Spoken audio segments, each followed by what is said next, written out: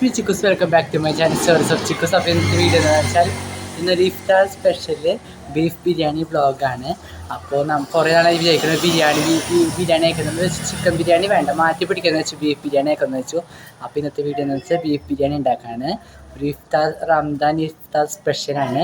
അപ്പോൾ നമുക്ക് നേരെ വീട്ടിൽ പോകാം. അപ്പോൾ നമ്മൾ അടുപ്പിൻ്റെ ഉള്ളിലാണ് ഉണ്ടാക്കണം കേട്ടോ. അപ്പോൾ നമ്മൾ ആദ്യം അടുപ്പൊക്കെ വെക്കാം സെറ്റ് ചെയ്യാണ്.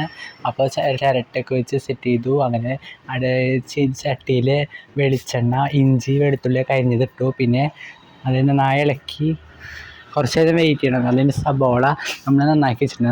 അതിൽ പച്ചമുളക് ഇട്ടിട്ട് നന്നായി ഇളക്കുക. പിന്നെ ഒരു സ്പൂണ് മഞ്ഞൾപ്പൊടി ഇടുക, നന്നായി ഇളക്കി കൊടുക്കുക നിർത്താണ്ട്.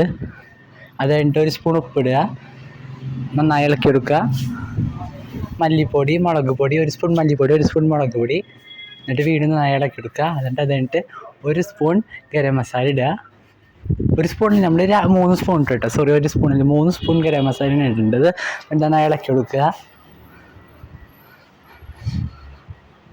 അങ്ങനെ കുറേ ഒരു മസാല പരിപാകുമ്പോൾ കട്ട പരിപാകുമ്പോൾ ഒരു 2 ഗ്ലാസ് വെള്ളം ഒഴിച്ച് കൊടുക്കുക കേട്ടോ. എന്നിട്ടത് തിളക്കട്ടെ, വെള്ളം തിളക്കാൻ വെയിറ്റ് ചെയ്യുന്നിട്ട് നമ്മൾ ചെറുതായി നുറുക്കി വെച്ച ബീഫ് നമ്മളിടുക.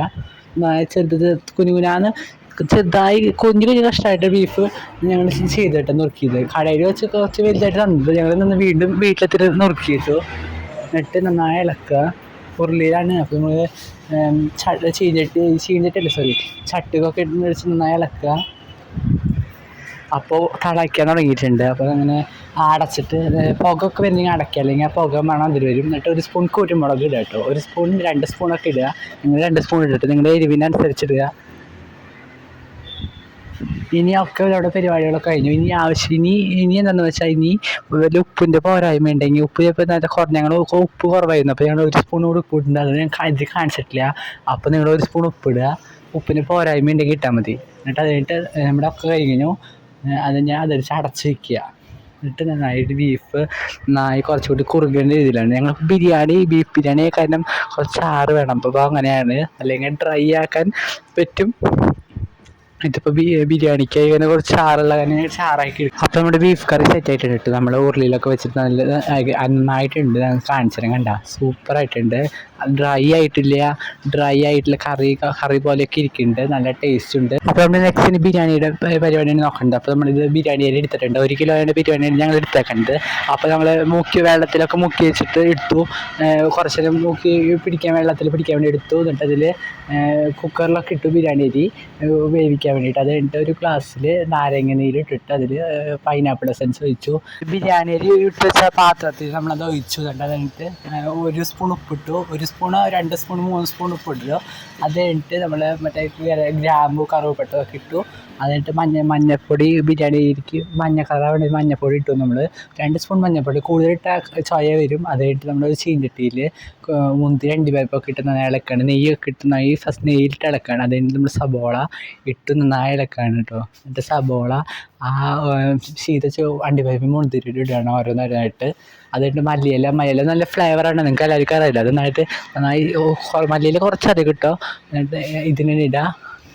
നമ്മൾ ബിരിയാണി ലാസ്റ്റിൻ്റെ സെറ്റ് ആകുമ്പോൾ ഇടാനാണ്. അപ്പോൾ നമ്മുടെ ബിരിയാണി കുറച്ച് മഞ്ഞ കളറൊക്കെ ആയി വരുന്നുണ്ട്. അപ്പോൾ നമ്മൾ സെറാമിക്കിൻ്റെ ഒരു പാത്രം സെർവ് ചെയ്യാൻ പോവുകയാണ്. അപ്പോൾ നമ്മൾ ഓരോരോ ബിരിയാണി വെച്ചു. പിന്നെ നമ്മൾ നെയ്യ് കുറച്ച് ചൂടാക്കാൻ വെച്ചിട്ടുണ്ട്. ഡബിൾ ബോയിൽ ചെയ്യാൻ നമ്മൾ നെയ്യ് മേളിൽ ഒഴിച്ചു കൊടുത്തു.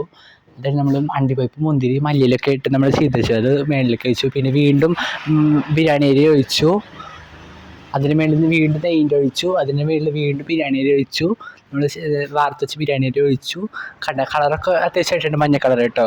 അപ്പോൾ ഇതിൽ ഇത്രയാണ് കൊള്ളുള്ളത്. അത് മേളിൽ കുറച്ച് അണ്ടിപ്പരിപ്പ് മുന്തിരി മല്ലിയില ഒഴിച്ചു. അതുകൊണ്ട് ഞങ്ങൾക്ക് ഇപ്പോൾ കഴിക്കാൻ വേറെ ഉണ്ടാക്കുന്നുണ്ട്. അപ്പോൾ അതിലേക്ക് ആ പാത്രത്തിൽ ബിരിയാണി ഒഴിച്ചു. പിന്നെ നമ്മുടെ നെയ്യ് ഒഴിച്ചു. പിന്നെ അണ്ടിപ്പരിപ്പ് മുന്തിരി മല്ലിയില ഒഴിച്ചു. എന്നിട്ട് വീണ്ടും അതുപോലെ റൈസ് ഇട്ടു. അതിന് മേളിൽ സെയിം കണ്ടിന്യൂഷൻ സ്റ്റെപ്പിന് നമ്മൾ ട്രൈ ചെയ്തു. അതിന് മേളിൽ നെയ്യൊക്കെ ഇട്ടിട്ട് നമ്മളൊക്കെ ഇട്ടുണ്ട്. തികഞ്ഞില്ല. അപ്പോൾ 2 പാത്രം എടുത്തു കിട്ടും. അതാണ് ഞങ്ങൾക്ക് ഉണ്ടായത്. അപ്പോൾ ഇപ്പോൾ ഒരെണ്ണം കഴിക്കുന്നത് വൈകുന്നേരം ഒന്ന് കഴിക്കണം ഞങ്ങൾ നോക്കിയത്. അപ്പോൾ ഇത്രയും നമ്മുടെ വീഡിയോ. അപ്പോൾ ഒക്കെ സെറ്റ് ആയിട്ടുണ്ട്. നമ്മുടെ ബീഫ് ബിരിയാണി കണ്ട ബീഫും ബിരിയാണിയൊക്കെ സെറ്റ് ആയിട്ടുണ്ട്. നല്ല ഞങ്ങൾ കഴിച്ചിട്ട് നല്ല ടേസ്റ്റ്. സോസ് വെച്ചിട്ട് ഞങ്ങൾ കഴിച്ചത് കെച്ചപ്പ് വെച്ചിട്ട് ടൊമാറ്റോ കെച്ചപ്പ് വെച്ചിട്ട്. അപ്പോൾ ഇത്രയ്ക്കുള്ള വീഡിയോ ഇഷ്ടപ്പെട്ട് ലൈക്ക് ഷെയർ സബ്സ്ക്രൈബ് ചെയ്യുക. അപ്പോൾ എല്ലാവർക്കും ഹാപ്പി റമദാൻ. ബൈ.